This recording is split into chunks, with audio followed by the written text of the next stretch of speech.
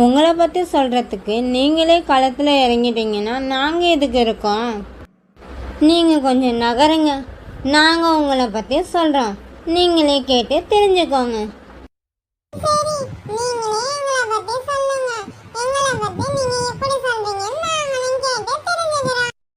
Hi இயற்கை அமுதம் families, நான் உங்கள் துளிக்கா பேசுகிறேன். இயற்கையை சுவாசி, உயிர் உள்ளவரை நேசி. ஹாய் இயற்கை அமுதம் ஃபேமிலிஸ், நான் உங்கள் தாரிகா பேசுகிறேன். இயற்கையை சுவாசிப்போம், உயிர் உள்ளவரை நேசிப்போம். தாரிகா, இன்னைக்கு நம்ம எதை பற்றி பேச போகிறோன்னு உனக்கு தெரியுமா? அதுதான் ஆல்ரெடியே அவங்கள பற்றி இன்ட்ரோ கொடுத்து சண்டை போட்டுட்ருக்காங்களே, என்னை பற்றி நான் தான் சொல்லுவேன்னு சொல்லிட்டு. அப்புறம் எப்படி இன்னைக்கு எதை பற்றி பேச போகிறேன்னு தெரியாமல் இருக்குமா? எனக்கு ரொம்ப வளவலன்னு பேசாமல் இன்றைக்கி எதை பற்றி சொல்ல போகிறோமோ அந்த டாபிக்குள்ளே நம்ம போகலாம். இல்லைன்னா அந்த வைட்டமின்கள்லாம் நம்மளை ஒரு வழி பண்ணிவிடுங்க. அது என்னமோ நீ சொல்கிறது சரிதான். வா, வைட்டமின்களோட நன்மைகளை பற்றி பேசலாம்.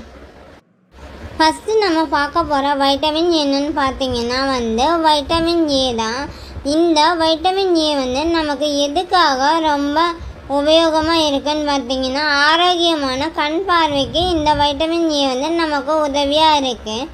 இந்த வைட்டமின் ஏ சத்து எதுலெல்லாம் அடங்கியிருக்கு, அதாவது எந்தெந்த உணவில் அடங்கியிருக்குன்றதை இப்போ நம்ம பார்க்கலாம்.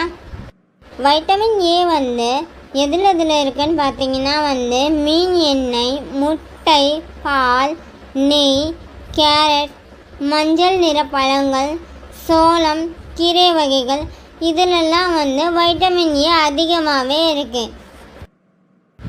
இந்த வைட்டமின் ஏ நிறைந்த பொருட்களெல்லாம் நம்ம சாப்பிடாம இருந்தோன்னா என்ன ஆகும்னு பார்த்தீங்கன்னா மாலைக்கண் நோய் தான் வரும். அந்த மாலைக்கண் நோய் வராமல் தடுக்கணும்னா இந்த வைட்டமின் ஏ சத்துக்கள் அடங்கிய உணவுப் பொருட்களெல்லாம் நம்ம சாப்பிட்றது மிகவும் நல்லது. அடுத்ததாக பார்க்க போகிற வைட்டமின் என்னன்னு பார்த்தீங்கன்னா வைட்டமின் பி. இது எதுக்காக உதவுதுன்னு பார்த்தீங்கன்னா, ஆரோக்கியமான நரம்பு மற்றும் இரத்த சிவப்பணுக்களை உற்பத்தி செய்ய உதவுது. இதோடைய உணவுகள் என்னென்னு இப்போ நம்ம பார்த்துடலாம். வைட்டமின் பி எந்த உணவில் இருக்குன்னு பார்த்தீங்கன்னா முழு தானியத்தில் இருக்கு. அரிசி தீட்டாத அரிசியில் வைட்டமின் பி சத்து நிறையா இருக்குது. பால், மீன், பட்டாணி, பச்சை காய்கறி இதிலெல்லாம் வைட்டமின் பி சத்து அதிகமாகவே இருக்குது. ஆனால் இதை சாப்பிடலைன்னா என்ன ஆகும்னு பார்த்தீங்கன்னா, வேறு ஒன்றுமே ஆகாது. பெரின்ற ஒரு நோய் தான் வரும். அந்த நோய் வராமல் தடுக்கணும்னா நம்ம இந்த வைட்டமின் பி உள்ள சத்துக்களை நம்ம சாப்பிட்டு தான் ஆகணும். அப்போ தான் உடம்புக்கு ரொம்பவும் நல்லது. அடுத்ததாக பார்க்க போகிற வைட்டமின் என்னன்னு பார்த்தீங்கன்னா வைட்டமின் சி. இது எதுக்காக உதவுது அப்படின்னு பார்த்தீங்கன்னா பல்ஈறுகள் மற்றும் நோய் எதிர்ப்பு திறனை நமக்கு மேம்படுத்தி கொடுக்குது.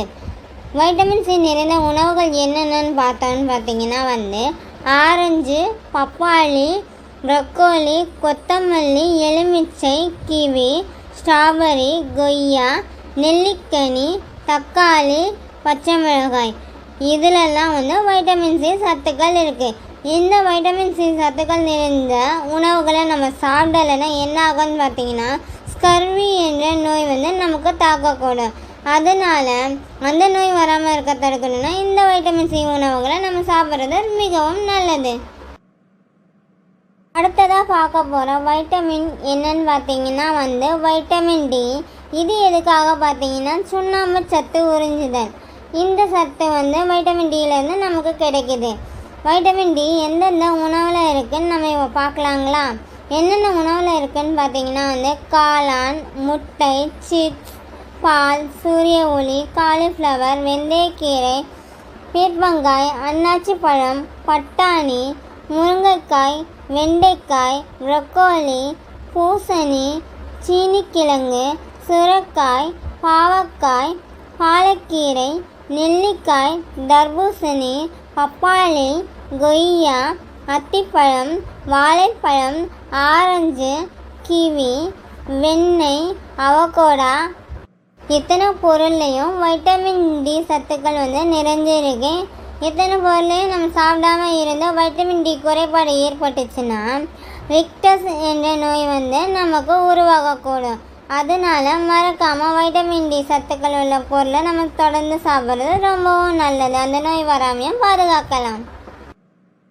அடுத்ததாக பார்க்க போகிற வைட்டமின் என்னன்னு பார்த்தீங்கன்னா வைட்டமின் இ. வைட்டமின் இ எந்தெந்த உணவில் இருக்குன்னு நம்ம தெரிஞ்சுக்கலாம் வாங்க.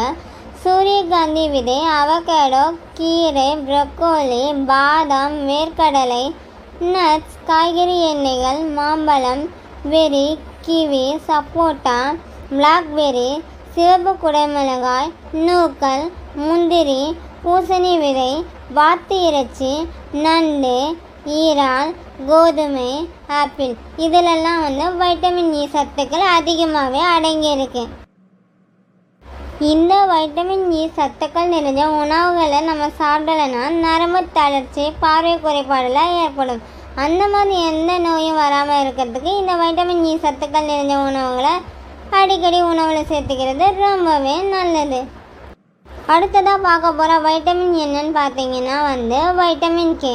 இது எதுக்குன்னு பார்த்தீங்கன்னா உடலில் ரத்தம் உறையாமல் இருக்கிறதுக்கு ரொம்பவே உதவியாக இருக்குது.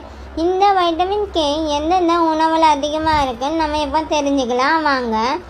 கிவி, மீன், ப்ரொக்கோலி, கீரை, பால் பொருட்கள், முட்டைகோஸ், பச்சை காய்கறிகள், தக்காளி இதிலெல்லாம் வைட்டமின் கே அதிகமாகவே இருக்குது. இந்த வைட்டமின் கே அதிகமாக உள்ள பொருட்களை நம்ம சாப்பிடாம போனோம்னா எலும்பு, பற்கள் பலவீனம், இரத்தம் முறைதல் இந்த மாதிரி நோயெல்லாம் நம்ம சந்திக்க நேரிடும். அதனால ஒழுங்காக வைட்டமின் கே உள்ள சத்துக்களை நம்ம நிறையா உணவில் சேர்த்துக்கிறது நல்லது. அப்போ தான் அந்த நோயிலேருந்து நம்ம விடுபடுவோம். ரொம்ப சூப்பராகவே வைட்டமின்களோட நன்மைகளையும் குறைபாடுகளெல்லாம் தெரிஞ்சிருப்பீங்கன்னு நினைக்கிறேன். எந்த உணவாக இருந்தாலுமே அளவுக்கு மீறினால் அமிர்தமும் நஞ்சு. அளவோடு சாப்பிட்டா நோயின்றி வாழலாம். நீ சொல்கிறதும் கரெக்டு தான் துளிகா. எதுவுமே அளவுக்கு மீறினால் அமிர்தமும் நஞ்சு தான். சரி, நெக்ஸ்ட் ஒரு கண்டென்ட்டில் நம்ம இயற்கை அமுதம் ஃபேமிலியை சந்திக்கலாம். நாளைக்கு உங்களை இன்னொரு வீடியோவுடன் சந்திக்கிறோம். டாடா.